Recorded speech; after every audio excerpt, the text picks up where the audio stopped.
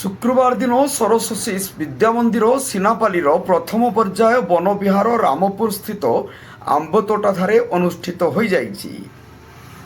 उक्त वनविहार रे शिशु प्रारंभ श्रेणी ठारू तृतीय श्रेणी पर्यंत 480 जन भाई भौणी गुरुजी गुरुमा 31 जन सेवक सेविका 3 जन और मातृभारती माँ शुभेच्छु माने अंशग्रहण करथिले।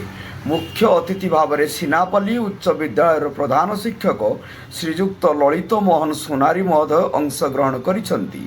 परिचालन समितिर सदस्य माने मध्य अंशग्रहण करथिले। आचार्य श्रीजुक्त विष्णुचरण होता महोदय मंच परिचालना करथिले। विद्यामंदिर प्रधान आचार्य श्रीजुक्त चरण नेता महोदय वन विहार विषय उद्देश्य ज्ञापन करथिले। श्रीजुक्त सोनारी महोदय शिशु मानकु कहानी और माध्यम रे मार्गदर्शन करथिले। नुआपड़ा जिल्लारू परमेश्वर मेहरଙ୍କ रिपोर्ट जनता एक्सप्रेस।